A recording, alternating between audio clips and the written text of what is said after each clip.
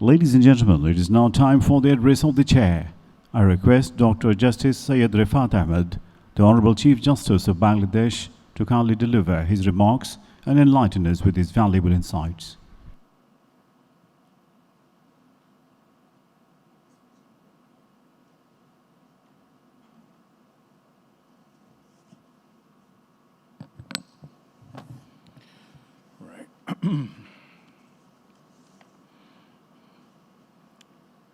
Honorable Chief Guest of this national seminar on judicial independence and efficiency, His Excellency Professor Dr. Muhammad Yunus, the Honorable Chief Advisor, the Honorable Law Advisor, Honorable Mr. Justice Muhammad Ashfaqul Islam, the senior most judge of the Appellate Division of the Supreme Court, and indeed Chair of the Supreme Court Special Committee on Judicial Reform, the learned Attorney General for Bangladesh, honorable judges of both divisions of the Supreme Court of Bangladesh, Your Excellencies, ambassadors, high commissioners, and other foreign dignitaries, the resident representative of the UNDP, Mr. Stefan Lilla, the Vice Chairman of the Bangladesh Bar Council, Senior Advocate Mr. Zainul Abidin, the President of the Supreme Court Bar Association, Senior Advocate Barrister A.M. Mahmoudin Khokon, learned district judges and chief judicial magistrates representing 64 districts, learned metropolitan sessions judges and chief metropolitan magistrates, members of the Supreme Court Bar Association, members of the Supreme Court Registry, members of the Fourth Estate, i.e. the print and electronic media. Ladies and gentlemen, good evening. In the blazing months of July and August 2024, a student-led revolution born of anguish, not ambition, swept across Bangladesh,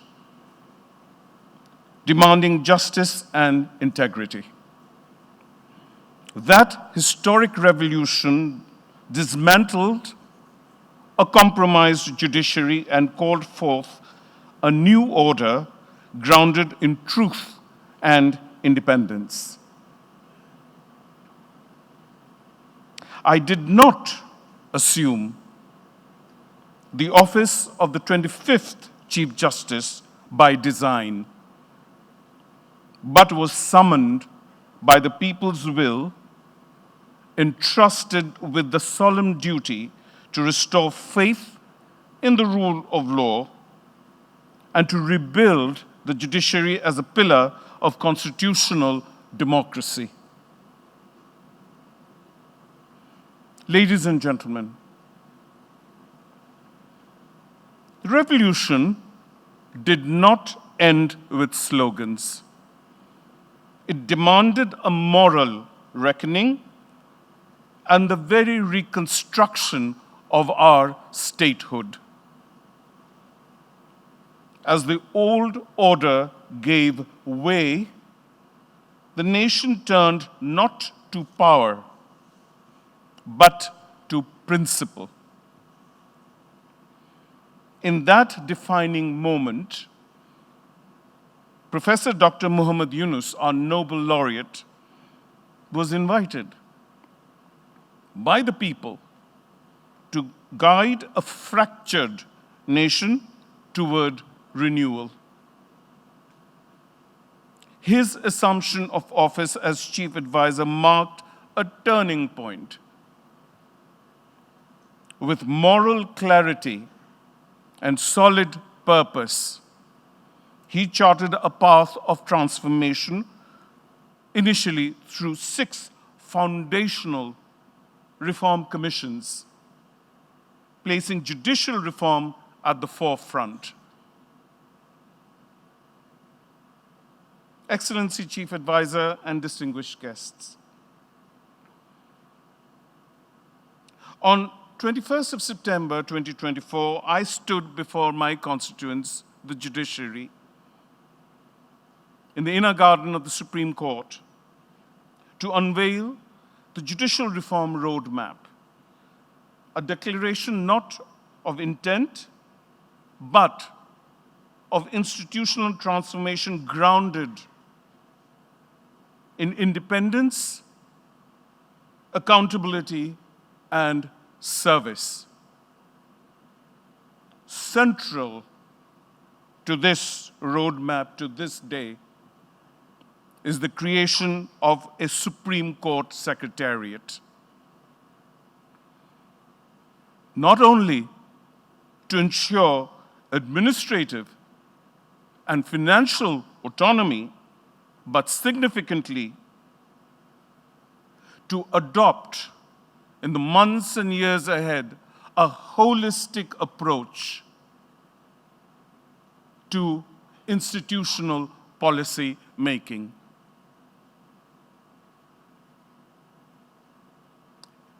Institutional safeguards such as depoliticized guidelines on postings and a proposal for separate civil and criminal trial courts to enhance adjudicatory clarity, along with enhanced allowances, car loans, and security measures for judges were in tandem introduced, not as privileges, but as protections of judicial integrity. Complementing these structural reforms, I issued 12 directives targeting procedural efficiency and targeting to corruption, including setting up of helplines, a nationwide digital complaint mechanism, and opening all possible avenues within my means to ensure public redress. This endeavor, I am happy to report to you, has caught the imagination of a nation newly born. These initiatives are restoring public trust by dismantling a culture of silence and replacing it with one of service. Distinguished guests, a judiciary cannot claim true independence unless the appointment and accountability of its highest members are structurally shielded from political influence. With the Supreme Judicial Council now restored as the guardian of judicial discipline following the disposal of by my court of the review of the 16th Amendment case, we have also, in addition, taken a forward-looking step by establishing the Supreme Judicial Appointment Council, a collegium ensuring that apex court appointments are guided by merit, transparency, and integrity.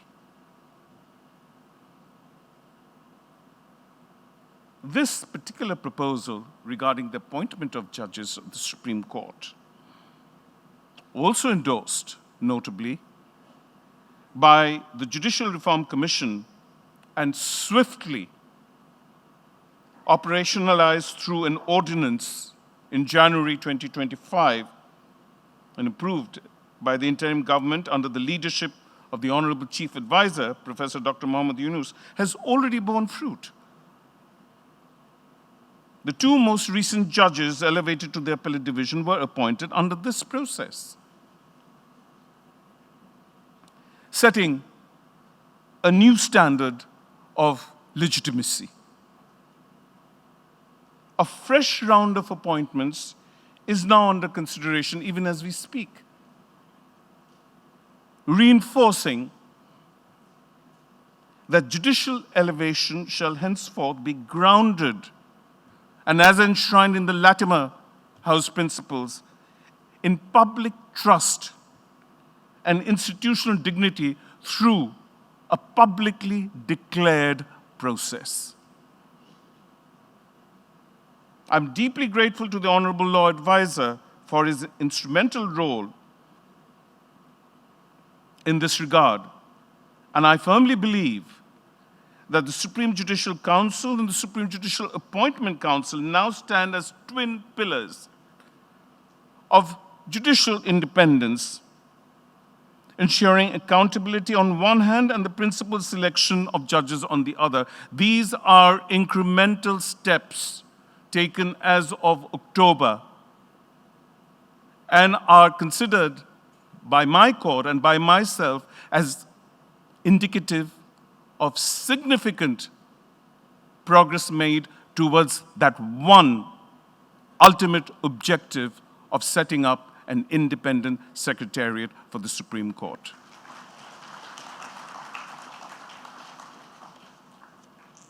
Honorable Chief Advisor,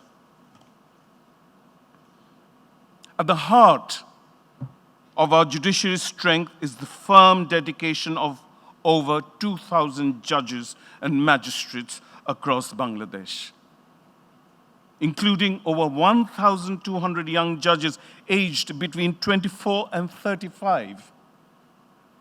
An extraordinary reservoir of talent and idealism. And what better target for intervention by your government, Honorable Chief Advisor, for human capital development. Among these 2,000 plus judges, 625 are women, constituting more than 31% of the judicial service, all recruited solely on merit. Through the long-established avenue since 2007 of the Bangladesh Judicial Service Commission, represented tonight by the chair, Mr. Justice Zubair Rahman Chaudhary.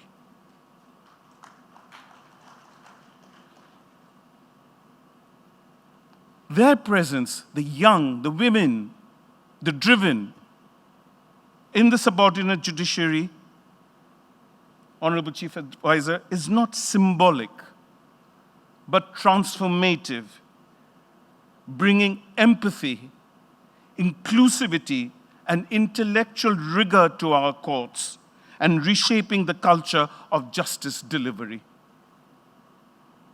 Despite logistical constraints and limited infrastructure, these judges, especially in 36 districts, where case disposal has surpassed, I have witnessed this firsthand in all my travels the last several months, the length and breadth of this beautiful country. Case disposal in these 36 districts, Honorable Chief Advisor, has surpassed new filings over the past 10 months.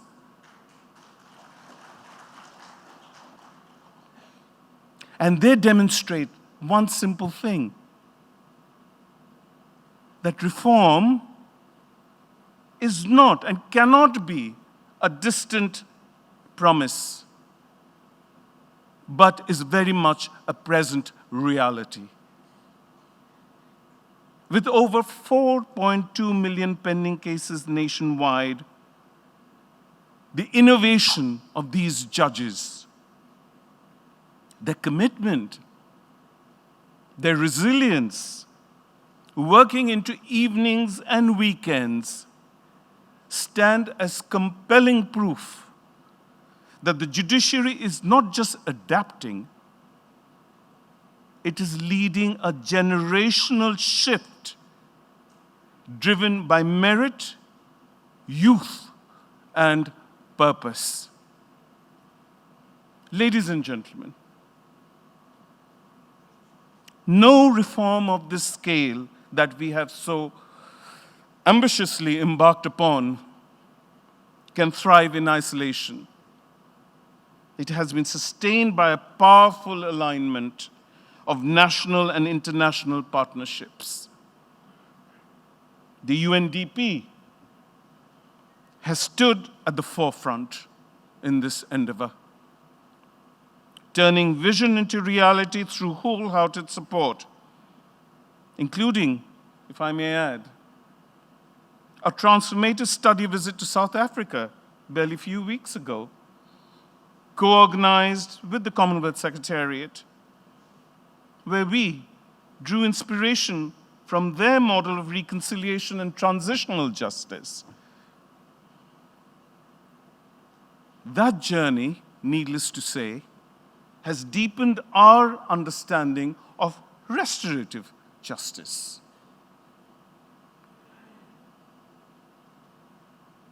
Dear guests, as Mr. Stephen Lilla has already announced, just a couple of hours ago, a memorandum of understanding was signed between Sweden and the UNDP to launch a 24/7 judicial helpline on essential and as an essential step towards citizen access and institutional responsiveness. Our other partner, the European Union, working these many months closely with the UNDP for advancing our digital legal aid services, has also come on board for creating a justice system that is both accessible and technology-driven. To take this spirit across the nation, I have led reform roadshows in all 8 divisions, where judges, magistrates, members of bar associations, and general citizens have actively engaged with the reform agenda. With the vital support also of the Bangladesh Judicial Service Association and our other development partners, including Sweden and the United Kingdom. These efforts are shaping a judiciary that reaches out, not waits, and that serves not in abstraction, but in close communion with the people. Ladies and gentlemen, before I conclude, allow me to place on record my profound gratitude to all who have sustained and enriched our collective journey thus far. My special gratitude to the Honorable Chief Advisor, Professor Dr. Muhammad Yunus, whose visionary leadership has given impetus to this reform endeavor. I'm grateful to the Honorable Law Advisor for his understanding and close study of our institutional redesign, and to the Honorable Attorney General of Bangladesh, whose steady counsel continues to fortify the dialogue between the bar and the bench.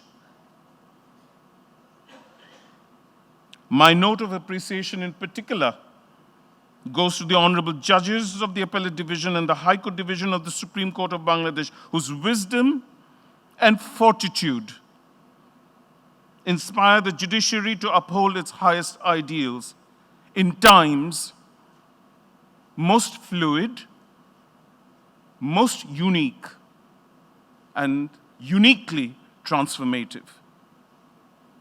It is not easy, but we persevere against all odds. I also place on record my sincere thanks to the Supreme Court Special Committee on Judicial Reform for its sustained contributions at critical junctures of this transformative journey. I extend my appreciation as well to the Supreme Court Bar Association and the Bangladesh Bar Council, whose constructive engagements remain vital to the cause of institutional balance. And I especially acknowledge the leadership of the Bangladesh Judicial Service Association for lending crucial support to the CJB's reform roadmap the past several months.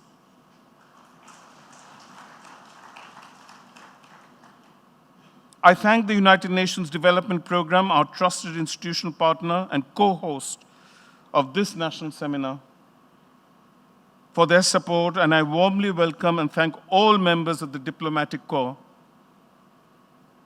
and our development partners whose presence today reaffirms the international community's faith in Bangladesh's not only judicial renewal, but national renewal. Your Excellency, Honorable Chief Advisor, the judiciary over the past nearly 11 months has risen as the proverbial phoenix, confident in its standing and stature as the fully functioning constitutional organ of the state, unyielding in its duty, grounded in its independence, and unwavering in its commitment to justice. As the guardian of the constitutionality, legality, and human rights compliance of all other sectoral reform efforts, Honorable Chief Advisor,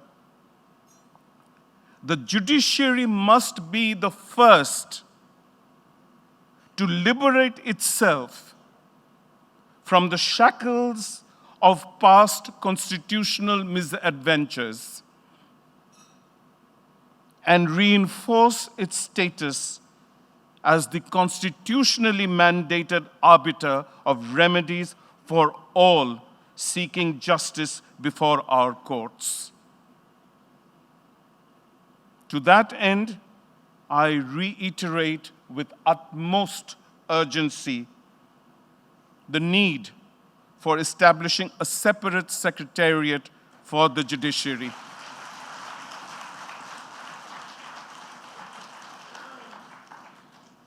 Which is essential not only for administrative autonomy, but for securing the structural foundation upon which all other sectoral reforms must rest.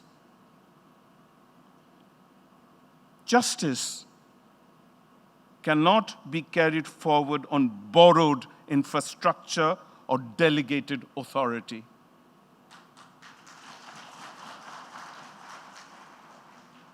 It must stand on its own institutional legs. Together, let us ensure that the judiciary is not merely preserved, but empowered, renewed, and firmly established, if only as a commitment to future generations and for a fiduciary duty undertaken by ourselves under the principle of intergenerational trust. Thank you all.